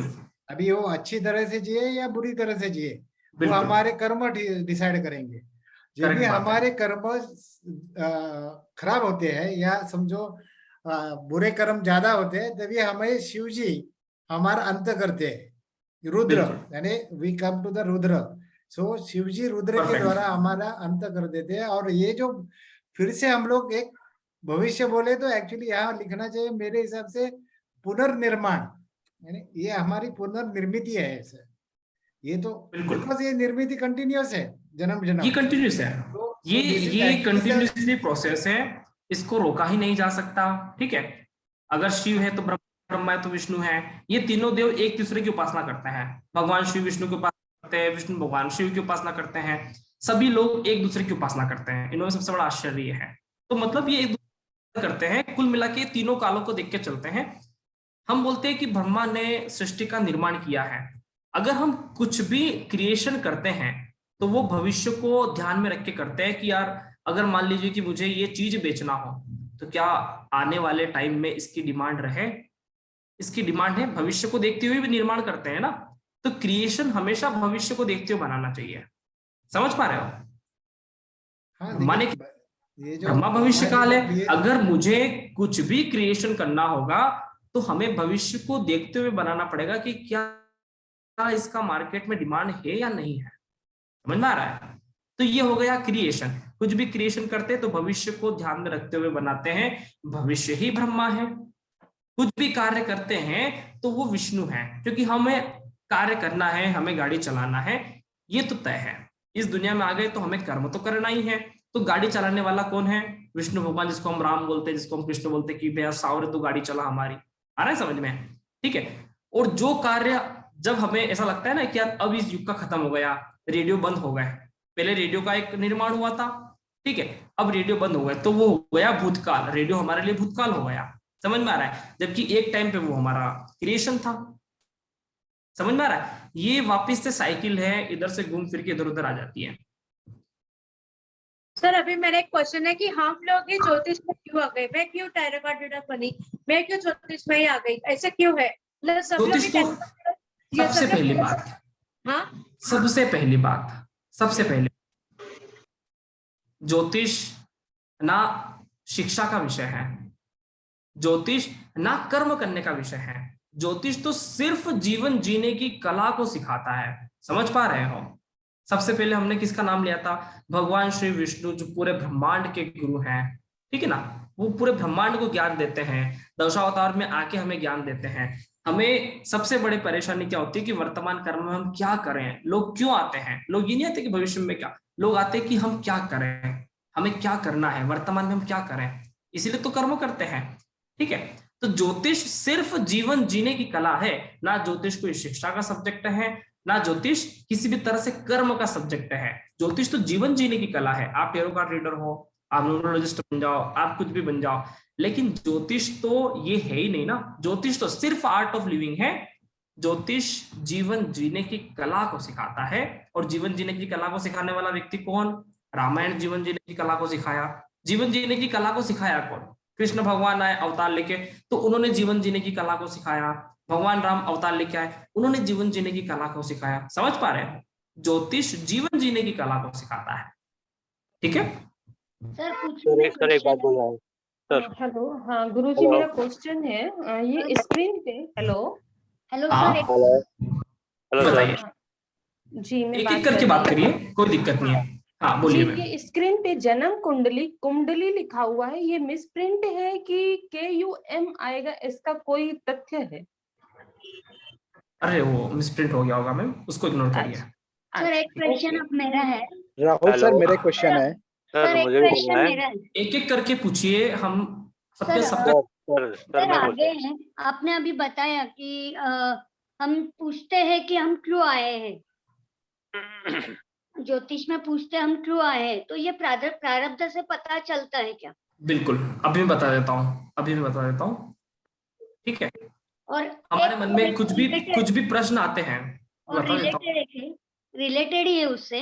अगर प्रारब्ध आजकल आपने बताया कि आत्मज्ञान हो जावे या अपन ध्यान करके आत्मज्ञान को प्राप्त करते हैं तो प्रारब्ध छूट सकता है, तो वो भी ज्योतिष से हम लोग पता कर सकते हैं क्या कि क्या करना है ये जीवन में? हाँ मैं बता रहा हूँ ना, जैसे कि कोई भी प्रश्न होता है, हम अपने प्रारब्ध को जानने आते हैं, तो प्रश्न क्या है? हाँ, प्रश्न वही है कि हम जानने आते हैं कि प्रारब्ध कैसे छूट सकता है। वही बता रहा हूँ, प्रश्न क्या है? प्रश्न है हमारा भूतकाल, कि हम भूतकाल में क्या थे। ठीक है, प्रश्न ये है कि हमारे साथ हमने क्या किया था। प्रश्न ये है कि हमारी जन्म कुंडली क्या कहती है। प्रश्न कौन है? शिव है। उत्तर कौन है? विष्णु है। विष्णु। ठीक है, आप प्रश्न पूछो, आप ये समझ के चलो कि आपके मन में कुछ भी प्रश्न आया, जब भी जहां पे भी क्वेश्चन मार्क आता है तो वहां पे शिव है। प्रश्न आपके मन में आया, इसका उत्तर कौन है? विष्णु है। इसका उत्तर भगवान आपको समय समय पे आके अवतार के साथ बताते हैं कि इतने सारे क्वेश्चन इकट्ठे हो गए, तो फिर हम एक संडे स्पेशल जूम क्लास करते हैं ना, उनके भी इतने सारे क्वेश्चन हो जाते हैं, तो फिर वो एक युग में अपना आने का समय निश्चित कर देते हैं। मैं द्वापर युग में कृष्ण बन के आऊंगा, आपको सारी बातों के उत्तर दूंगा। ठीक है, मैं त्रेता युग में राम बन के आऊंगा, आपको सारी बातों के उत्तर दूंगा। ठीक है, विष्णु आपको उत्तर देने के लिए आता है। आप रामायण को देखो, आप कभी भी रामायण को देखो या आप गीता को देखो, कभी भी भगवान कृष्ण की या राम की आप जीवन स्मृति को देखो, आपको वहां पे हमेशा उत्तर मिलेगा। समझ में आ रहा है? जी आ रहा है समझ में? अगर आप रामायण पढ़ोगे तो आपको उत्तर मिलेगा कि यस, ऐसा करने से ऐसा हुआ। आपके मन में कुछ भी प्रश्न होते हैं तो वो आपके भूतकाल से हैं, आपको परेशान कर रहे हैं, पास्ट कर्मास, कि मैं ऐसा क्यों हूं, मेरे साथ ऐसा हुआ, मैंने क्या किया था, ऐसा वैसा, उसके साथ तो ऐसा, उसके साथ ऐसा नहीं। इसका उत्तर आपको देता है विष्णु। शिव से है, शिव देता है प्रश्न, विष्णु देता है उत्तर। सभी को आ रहा है समझ में? Yes sir, yes sir. ठीक है, ये प्रश्न और उत्तर जो हमारे लिए मेन है, ये भी प्रश्न और उत्तर भी आपको शिव और विष्णु के माध्यम से समझ लेना चाहिए कि उत्तर कौन देगा हमें। किसी भी, अभी क्या बोले भगवान, क्या बोले तुझे, कृष्ण भगवान क्या बोलते हैं कि तुझे किसी भी तरह का समस्या हो, कुछ भी हो, तो हम गीता पाठ करते हैं, गीता में हमें सॉल्यूशन मिलता है। क्या मिलता है जी? गीता में हमें क्या मिलता है? सॉल्यूशन मिलता है। और जब हम अपने पास्ट कर्मास को बार ढूंढते रहते हैं कि मैं कौन था यार, मैंने क्या किया था, मैं ऐसा बन गया, ऐसा वैसा, तो वहां से हमारे प्रश्न क्रिएट होते हैं। ठीक है, प्रश्न कौन है? शिव है। उत्तर कौन देने आया? उत्तर दशा अवतार में भगवान विष्णु को भेजा गया। शिव ने बोला कि जा विष्णु देख क्या क्या हो रहा है मार्केट में। समझ में आ रहा है? तो उत्तर देने में हमेशा भगवान विष्णु आते हैं। और ज्योतिष क्या है? ज्योतिष निश्चित तौर पर उत्तर है। ज्योतिष प्रश्न पूछो। एक मिनट बताओ, ज्योतिष क्या है? ज्योतिष निश्चित तौर पे उत्तर है, क्योंकि हम सॉल्यूशन चाहते हैं, हम उत्तर चाहते हैं। ठीक है, ज्योतिष उत्तर है। हमारा क्या है? हम रामायण ज्योतिष पढ़ाते हैं, ज्योतिष उत्तर है, क्योंकि प्रश्न वो है जो आपका स्टैंड है पास आया, आपका जब तक उत्तर नहीं मिलेगा, जब तक भगवान शिव भी बोलते हैं कि यार तू मेरे को तब तक प्राप्त नहीं कर सकता जब तक तू विष्णु की आराधना न कर ले। समझ में आ रहा है? रावण का ये चक्कर फंस गया था। रावण बोलता है कि भैया तुम तो महान आदमी हो, शिव से बोले भैया तुम्हारी पूजा करता हूँ, मैं तो तुम्हारा भक्त हूँ, मेरे को विष्णु की उपासना करने की क्या जरूरत। भगवान शिव बोल रहे, समझा रहे भाई जब तक तू विष्णु को नहीं मानेगा ना तब तक तो यार मेरे को नहीं प्राप्त कर सकता। समझ में आ रहा है? क्योंकि तेरे साथ इतने प्रश्न इकट्ठे हो गए जिसका उत्तर एक व्यक्ति को भेज रहा हूं वो देने आ रहा है। समझ पा रहे हो? रावण भी शिव का बहुत बड़ा भक्त था, ठीक है, वो शिव का भक्त होने के बावजूद उसके बार बार उसके इतने प्रश्न इकट्ठे हुए कि मैं आपका भक्त हूं तो मुझे किसी से उत्तर लेने की जरूरत है क्या? निश्चित तौर पे हमें सोल्यूशन चाहिए तो हमें राम के पास जाना पड़ेगा। समझ में आ रहा है? इसलिए राम उपासना, कृष्ण उपासना, रामायण, गीता हमारे हिंदू सनातन संस्कृति के मूल ग्रंथ हैं, रामायण और गीता। सही है कि नहीं है? क्योंकि हम उसको पढ़ते हैं हर घर में। आज भी सनातन संस्कृति को फॉलो करने वाले के हर घर में रामायण पढ़ी जाती है। हमारे घर पे रोजाना शाम को रामायण का पाठ होता है। रामायण और गीता हमारी संस्कृति है, हम इसको रोजाना पढ़ते हैं। सही है कि नहीं है? क्योंकि जीवन जीने की कला ये हमें उत्तर देता है। हम गीता का पाठ करेंगे हमें उत्तर मिलेगा, हम रामायण के प्रसंगों को सुनेंगे तो हमारी लाइफ से जुड़े हुए उत्तर उसको मिलते हैं कि हम भी क्या है, हम भी क्या बन सकते हैं। समझ में आ रहा है? तो ज्योतिष मतलब वर्तमान काल मतलब दशा होता है विष्णु। हमें सिर्फ अपने आप को समझना है, ये ज्योतिष है। फोन आला था देखा भाई साहब सब म्यूट करो ना प्लीज यार, कितनी बार बोलते हैं। अभी म्यूट कर दूंगा तो आप सभी म्यूट हो जाओगे, परेशानी वो है। सर जी बोले, सर जी मैं सर को अपना कॉमन सेंस रखना चाहिए, जिसके घर में साउंड आ रही है कह दीजिए सर, क्योंकि जिससे जिससे क्वेरी होगी वो हैंड रेज कर देंगे ना। हाँ सब लोग हैंड रेज करिए प्लीज। अच्छा अभी किसी का हैंड रेज आ रहा है? हेलो सर, एक बात बोलनी है प्लीज, आप ना क्वेश्चन आंसर का सेशन एक लास्ट में रखो तो ऐसे डिस्टर्बेंस बहुत होती है बीच बीच में। चलिए कोई बात है सर, आप सभी को एक बात में रख लीजिए तो वो बेटर रहेगा। मेरी बात सुनिए,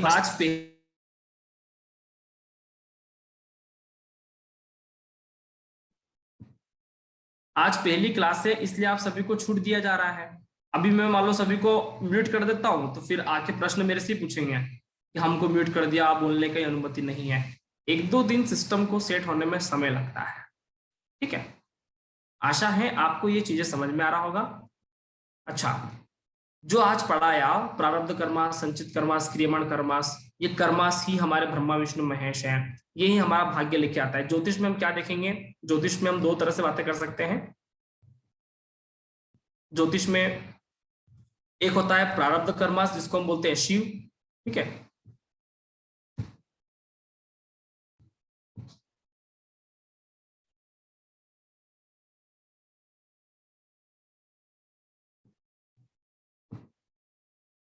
ठीक है, एक होता है हमारा प्रारब्ध कर्मास जिसको बोलते हैं शिव, एक होता है हमारा क्रियमाण कर्मास जिसको हम बोलते हैं विष्णु, ठीक है।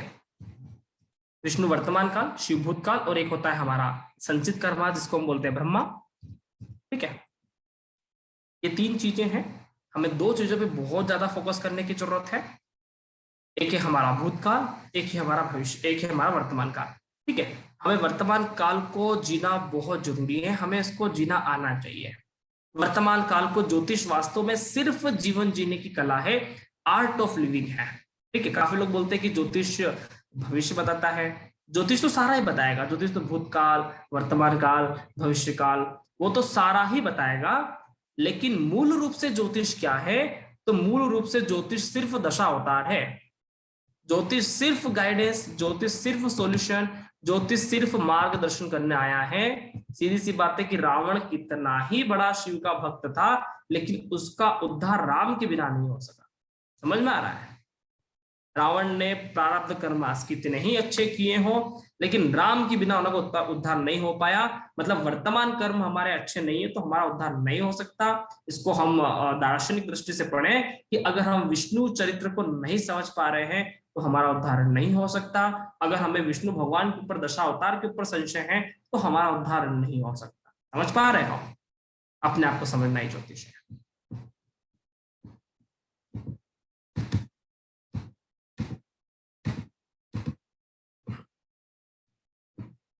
ओके, आप सभी के प्रश्न अब लिए जाते हैं। किसका प्रश्न है?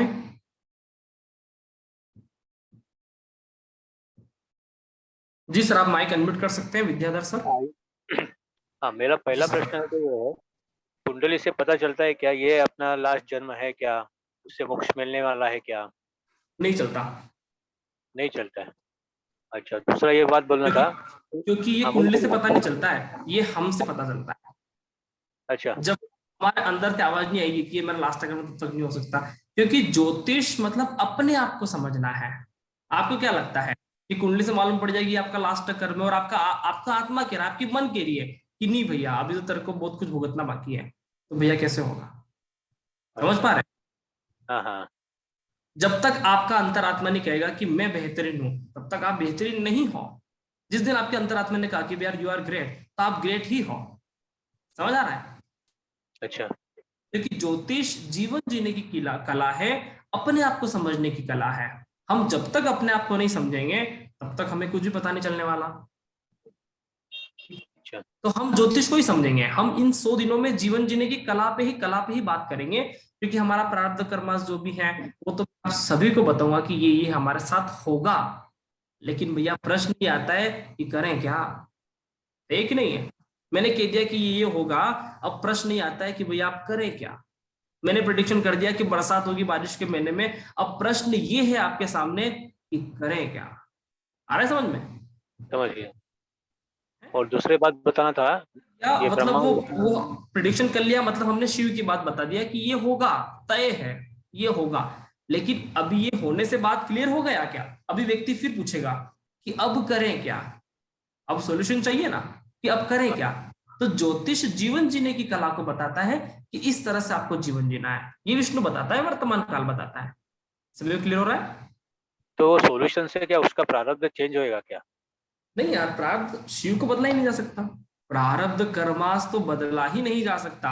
अगर मान लो कि प्रिडिक्शन कर दिया कि बारिश के महीने में बारिश होगी, तो तय है, होना तय है, उसको तो बदला ही नहीं जा सकता। लेकिन उस बारिश के मौसम में हमें कैसे रहना है, ये हमें सीखने को मिलेगा। समझ में आ रहा है? किस तरह से इन हमें पार करना है वो हमें सीखने को मिलेगा।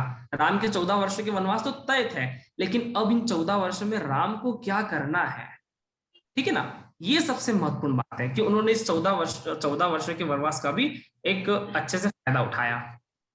ठीक है, ओके। और दूसरा ये बात बोलना था, गॉड जीओडी, जी मतलब ब्रह्मा विष्णु महेश, जी मतलब जनरेटर, ऑपरेटर, ऑपरेट और डिस्ट्रॉय, और डिस्ट्रॉय। बिल्कुल बिल्कुल बिल्कुल, Brahma Vishnu Mahesh. Yes sir, yes sir. Okay, thank you sir, thank you. Okay sir. जी निर्मल सर। सर जैसे हम बुरे कर्म करते हैं, ठीक है ना, वो भी हमें रीबर्थ की तरफ ले जाते हैं।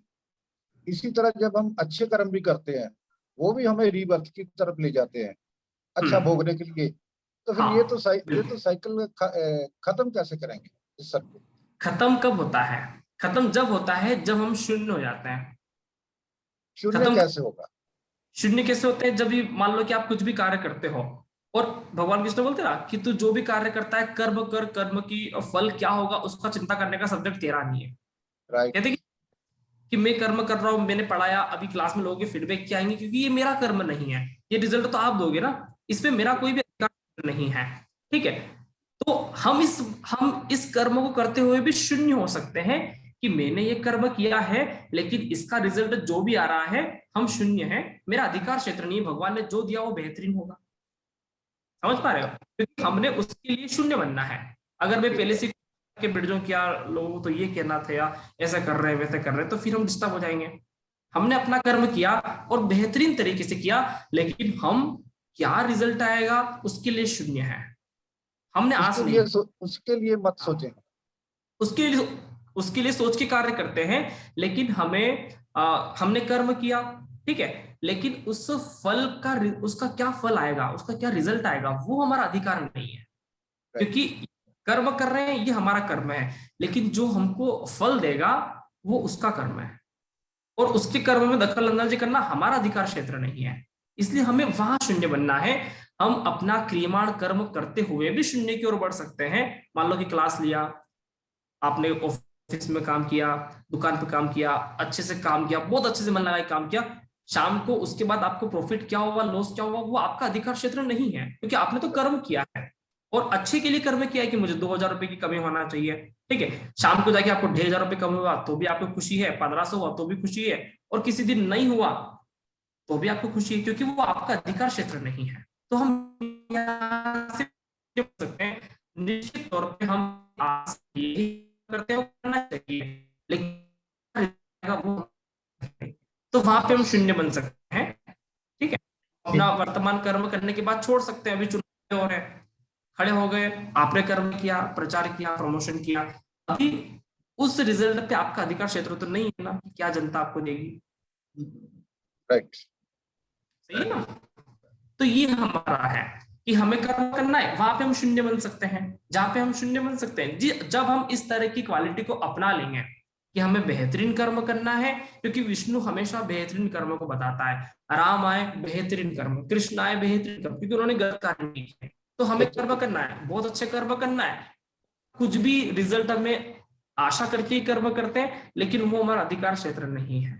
उस पर हमें शून्य हो जाना है कि जो आप दो बहुत अच्छा है। जैसे कि आपने लोगों को सुना होगा जो भगवान को बहुत मानते हैं कि प्रभु कृपा, जो उन्होंने दिया वो हमने स्वीकार कर लिया, जो भगवान की इच्छा, क्योंकि उन्होंने भगवान की इच्छा को छोड़ा ना, उन्होंने मेहनत बहुत किया कि मैं प्रधानमंत्री बन जाऊं, फिर भी हार गए, तो ये प्रभु की इच्छा थी, क्योंकि उस पर हमारा अधिकार क्षेत्र नहीं है। हमने मेहनत किया, इस पे हमारा अधिकार है, लेकिन उस पे रिजल्ट पे हमारा अधिकार नहीं है। तो इस तरह से हम शून्य बन सकते हैं। जब भी हम हमारे अपने काम में या कार्य क्षेत्र में इस तरह की चीजों को सोचेंगे कि मैंने बहुत अच्छा काम किया और मुझे प्रमोशन मिलना चाहिए था, फिर भी नहीं मिला, तो ये मेरा अधिकार क्षेत्र नहीं है। ठीक है, क्योंकि हमारा मेहनत नहीं मिला, तो मैं इस मामले में शून्य हूं। जब हम शून्य हो जाते हैं तो डेफिनेटली अब आप बॉस की बुराई नहीं करोगे, बुराई खत्म हो गई ना। आशा रखा था कि मैं करूंगा, लेकिन जब शून्य हो गए तो आपने बॉस की बुराई देखा, क्योंकि वो भगवान की इच्छा नहीं है ना, फल देने का कार्य उसका है। समझ में आ रहा है। तो इस तरह से भी हम शून्य बन सकते हैं और अपने डे टू डे लाइफ में भी हम मोक्ष को प्राप्त हो सकते हैं बहुत आनंद के साथ। राम को देखो ना, यही तो ज्योतिष सिखाता है। राम भगवान ने अपनी जिंदगी को आराम से जी के मोक्ष को प्राप्त किया, भगवान कृष्ण ने अपनी जिंदगी को आराम से जी के मोक्ष को प्राप्त किया। हम भी अपनी जिंदगी को बहुत आराम से जी के, एंजॉय के साथ जी के मोक्ष को प्राप्त कर सकते हैं, क्योंकि उन्होंने अधिकार क्षेत्र नहीं रखा। राम ने बहुत मेहनत किया रावण को प्राप्त करने के लिए, लेकिन कभी भी ये नहीं सोचा कि मैं जीत जाऊंगा। ठीक है ना, उनको पता है कि धर्म की जीतोगी, सब कुछ होगा। लेकिन और जो रामायण बनी उसमें देखो, यही रात भारी यही रात अंतिम, आखिरी दिन तक पता नहीं चल रहा है कि कौन जीतेगा, क्योंकि वो राम का अधिकार क्षेत्र नहीं है। इसीलिए राम टेंशन में घूम रहा है, क्योंकि उनको नहीं पता कि कल क्या रिजल्ट आएगा। तो ये हमें करना है, जो सब कुछ जानते हुए, जो त्रिकालदर्शी हैं, जो पूरे ब्रह्मांड का मालिक है, जिसको पूरा ब्रह्मांड पूछता है, जब वो व्यक्ति भी शून्य होकर बन सकता है, तो भैया हम किस क्षेत्र के मूल्य। डेफिनेटली हमें जो भी, हम चाहे कितने बड़े एस्ट्रोलॉजर है, चाहे कुछ भी है, लेकिन हमें हमेशा शून्य बनकर चलना चाहिए। अभी आज मेरे घर पे छत भराया, अब वो उसको पता चल गया ठेकेदार को कि मैं एस्ट्रोलॉजर, बोले क्या होगा, पानी आएगा, मैं शून्य हूँ। ठीक है, गूगल मैप से देख लो, ईश्वर जी कृपा है, नहीं आया, बरसात के मौसम में भी नहीं आया, तो ये हमारा कर्म है, क्योंकि उसपे हमने कर्म किया, लेकिन उसपे हमारा अधिकार क्षेत्र नहीं है बारिश पे, चाहे हम कितने ही बड़े एस्ट्रोलॉजर हो। जब राम ही अपना कर्म, अपना सब कुछ जानते हुए भी वो नहीं बता सक रहे हैं कि मैं कब जीतूंगा, लक्ष्मण मूर्छित तो रो कि यार इसको ठीक कर दो। समझ, ऐसे हमको जीना है। रामायण हमें जीना सिखाती है, इसलिए रामायण ज्योतिष में। ठीक है जी, ओके, किसी का और प्रश्न है? Thank you sir. जी सर, जी Arvind sir, Arvind sir mike. हाँ नमस्कार सर जी। नमस्कार सर। सर मैं बहुत आभारी हूँ, आपने अच्छा हम लोगों को ज्ञान दिया, मगर मेरे मन में एक संशय है, मतलब एक प्रश्न है सर। आपने बताया था आपने बताया था भूत, वर्तमान और भविष्य ये एक दूसरे से कभी अलग नहीं हो सकते। नहीं हो सकते हैं। फिर मेरे क्वेश्चन ये, आपने कहा कि मनुष्य बार बार जन्म लेता है, मैं आपकी बात से सहमत हूँ, मगर अगर जन्म लेता है तो उसको, जैसे मैंने ये जन्म लिया तो मैंने पूर्व मतलब मेरे जो प्रारब्ध कार्य हैं वो गलत होंगे, तभी मुझे इसका समय खराब समय मिल रहा है, तो क्या मुझे वो रिकॉल हो सकते हैं जो मैंने पिछले जन्म में कर्म किए थे? हाँ, पिछले जन्म में जो कर्म मैंने किए थे, जिसका मैं अगर इसमें वर्तमान में भोग रहा हूँ कष्ट या कोई परेशानी किसी को आती है, तो क्या उसको रिकॉल याद नहीं आएगा हमने क्या गलत किया था? उसको ये आना चाहिए ना, तभी तो पता चलेगा मैं सही कहाँ था, गलत कहाँ हूँ, और आगे भविष्य क्या सही होना चाहिए, क्या गलत होना चाहिए। यही रिकॉर्ड बिल्कुल, यही रिकॉर्ड आपको एस्ट्रोलॉजी बताता है। एस्ट्रोलॉजी दो तरह से बात करता है, एक तो वो रिकॉर्ड बताता है कि आपका रिकॉर्ड है। दूसरा रिकॉर्ड बता दिया कर्मा के साथ कितना खुल दिया भैया बैलेंस शीट, ये तेरा भैया कुंडली है, जन्म कुंडली। कुंडली कौन मारता है? कुंडली कौन मारता है? सांप मारता है? सांप ही कुंडली मारता है ना। कुंडली मार के कौन बैठता है? सांप ही बैठता है। शिव कौन है? जी शिव भोले बाबा हो गए। सांप ही उन लोगों का मेन अस्त्र है। ठीक है, अभी नाग नागिन की पूजा करेंगे सावन में हम सभी। तो जन्म कुंडली ये तो रिकॉर्ड बता रहा है। रिकॉर्ड हमें पता चल गया कि भैया इसका रिकॉर्ड यहाँ पे अच्छा नहीं है, 20 रुपए खा के मरा था, अभी क्या करें। तो अब हमें ये बात पता है कि 20,000 रुपए हमारे जाएंगे, ये हमें मालूम है, जिससे आपका जाने का योग, वास्तव में धन जाने का योग इसलिए है कि आपने कुछ किया था। अरे समझो, रिकॉर्ड ही तो तो वो रिकॉर्ड ही बता रहा है। सर जी वॉइस आपकी क्रैक हो रही है, तो वो वॉइस क्रैक हो रही है। वॉइस क्रैक हो रहा है?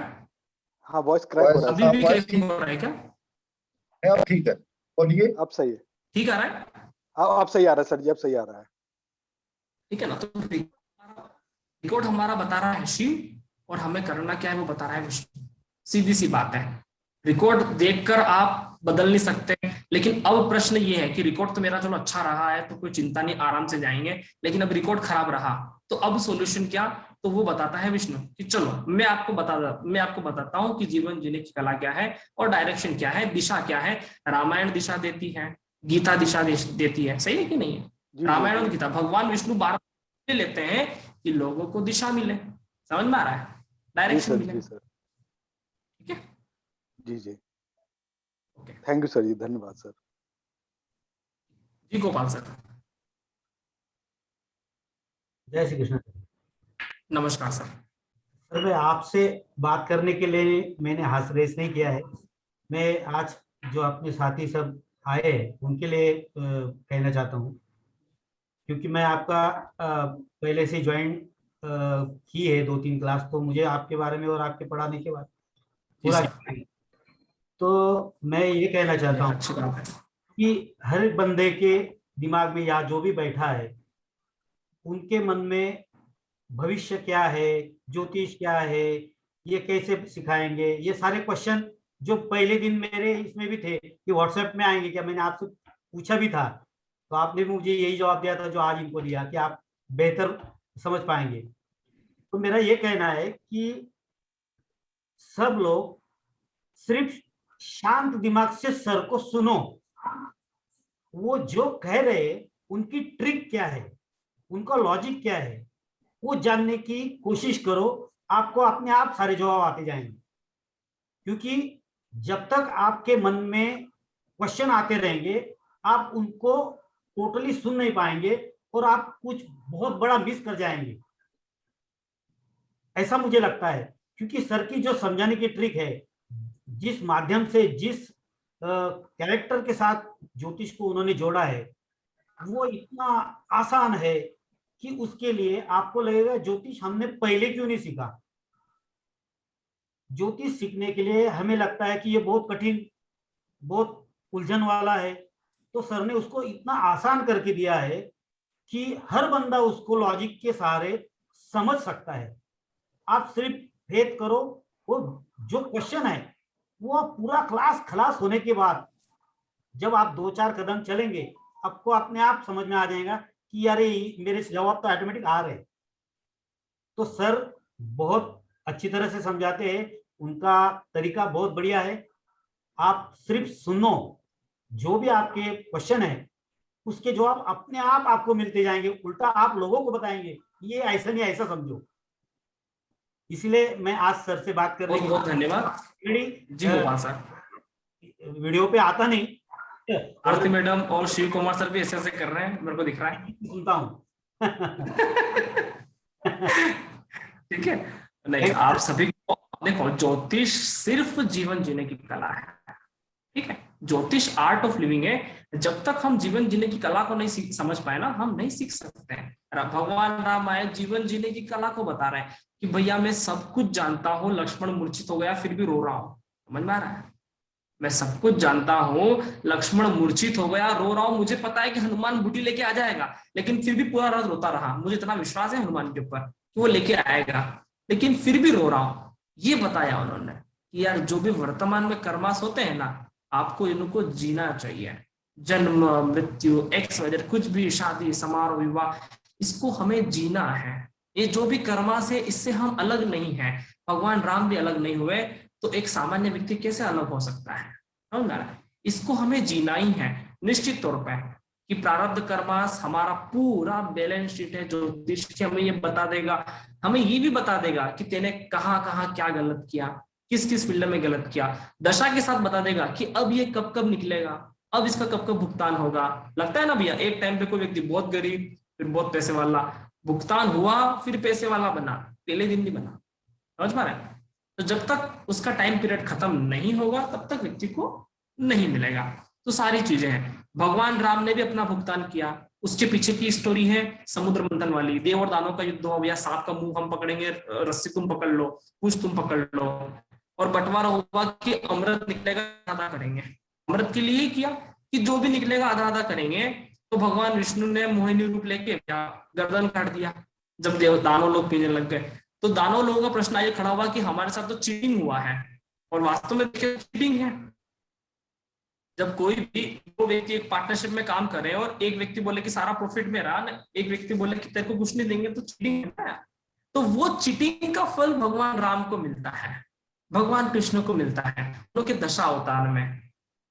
चीट उन्होंने इसलिए किया कि सभी लोगों का फायदा हो, ठीक है ना, दुनिया अच्छे से चले, लेकिन उन्होंने अपने ऊपर रख लिया ना। समझ में आ रहा है? ये बड़े व्यक्ति की निशानी है कि छोटे मोटे लोगों का वो दुख ना देते हुए अपने ऊपर सारा दुख ले लें। तो भगवान राम इतने दयालु है कि वो सारे भार अपने ऊपर ले लिए कि मुझे टेंशन आएगा, सीता वियोग में राम घूमे और कोई नहीं घुमा। समझ में आ रहा है? तो उनको ही दुख हुआ है, तो उनको अपना प्रारब्ध कर्मास निकालना पड़ा। तो इस तरह से हमारे भी प्रारब्ध कर्मास होते होंगे।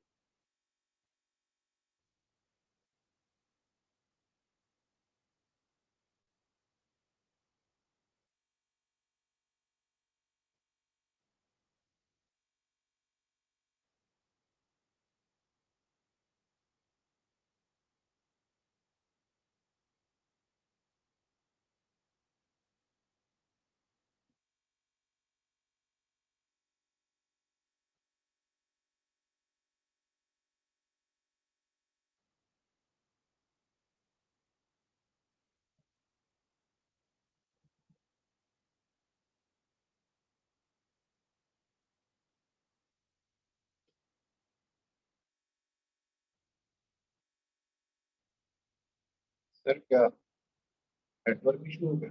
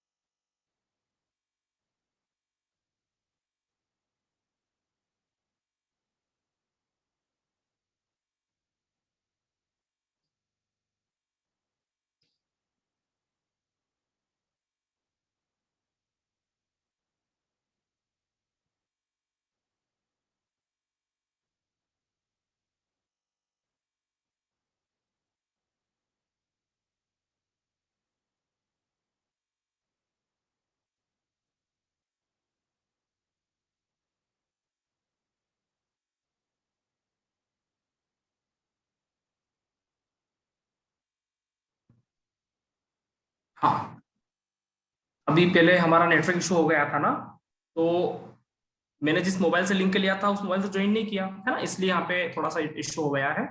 सभी को आवाज समझ में आ रहा है? जी लता मैम। अच्छा, आप सभी को लॉजिक क्लियर हुआ ना? अनम्यूट कर देता हूँ सभी को मैं। किसका हैंड रेज है? जी लता मैम बोलिए, आपको अनम्यूट कर दिया है। हाँ sir, thank you sir.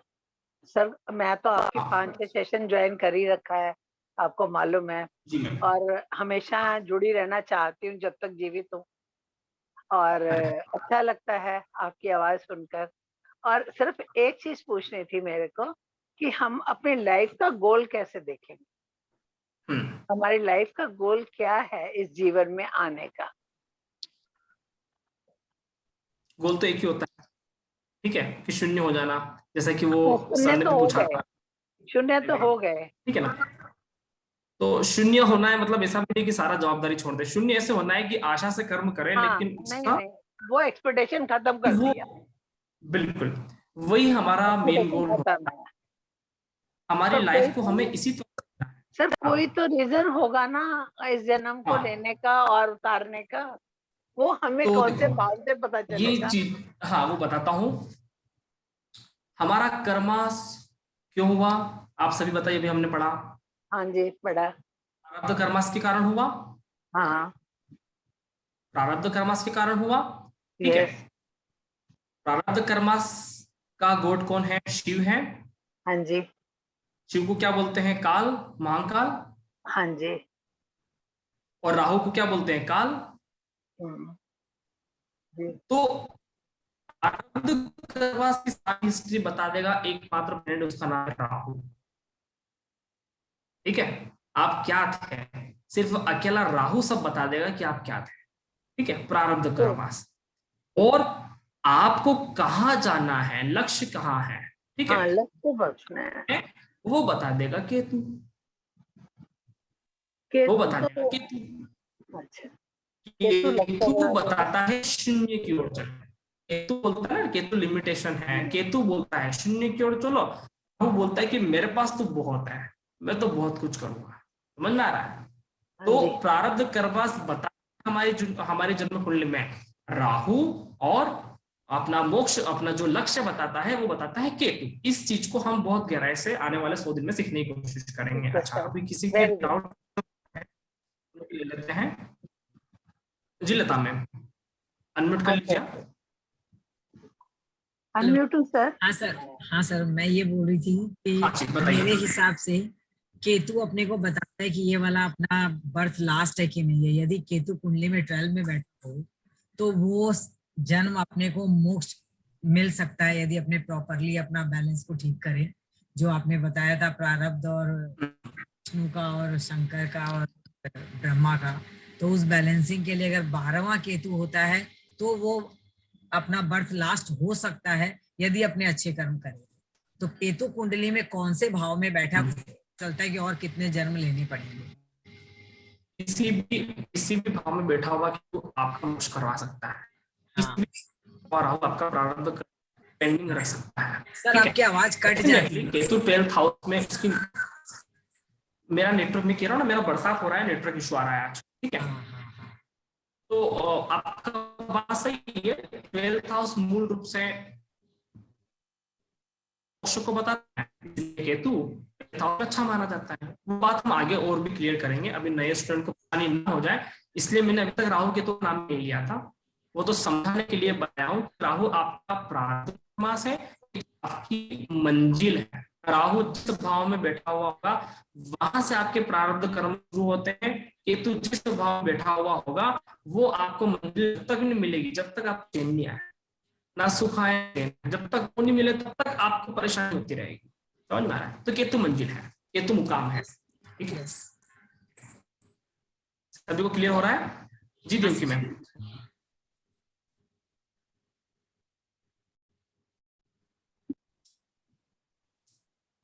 Ji ma'am बताइए। चलिए, किसी का भी प्रश्न है तो वो हैंड राइज कर सकते हैं, ठीक है, और नहीं है तो कोई दिक्कत नहीं है। दूसरी बात, क्लास की पीडीएफ आपको टॉपिक पूरे होने के बाद मिलेगा, ठीक है। किसी का प्रश्न आया था, लिखा हुआ देखा है मैंने। जी अमित सर, जी सर अनम्यूट करिए। सर मेरा एक क्वेश्चन ये था कि मेरे को ना एक्चुअली सब कुछ समझ आ चुका है, तो जिनको समझ सब कुछ आ चुका है वो लीव कर सकते हैं, नथिंग न्यू टू लर्न, तो हम लीव कर सकते हैं। Yes yes yes, you can leave sir. अभी क्लास पूरा ही हो गया है, अभी डाउट ही चल रहे हैं, ठीक है।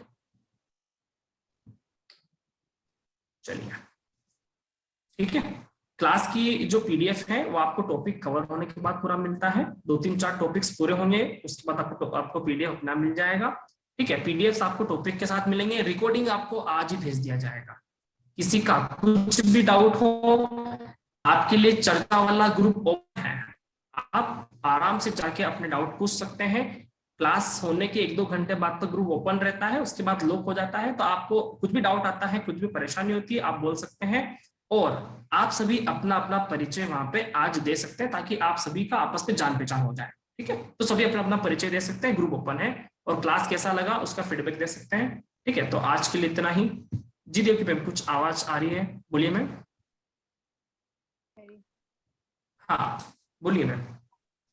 सर मैं ये पूछना चाहूंगी, जैसे कि 5 ग्रह हैं, उसमें से जैसे 5 ग्रह का नाम ही केतु- मत लो मैम, अभी तो मैं तो 5 ग्रह पे आए ही नहीं, मैं तो अभी सिर्फ अपने कर्मा सिखा रहा हूँ।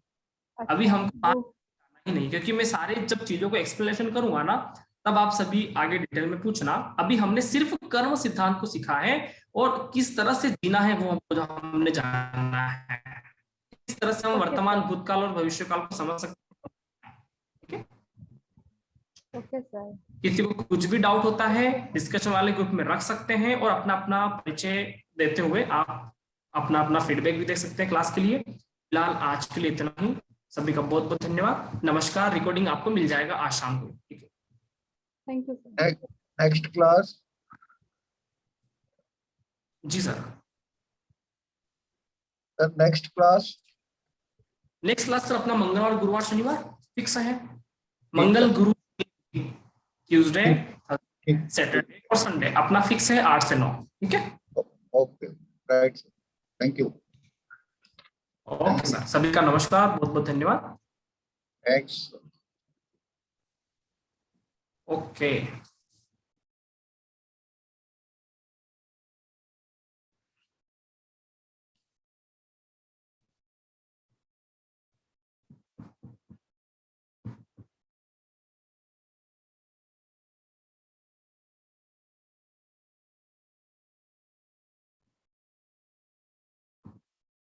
आप सभी लीव कर सकते हैं, क्योंकि मैं होस्ट नहीं हूं तो मैं मीटिंग को क्लोज नहीं कर पा रहा हूं।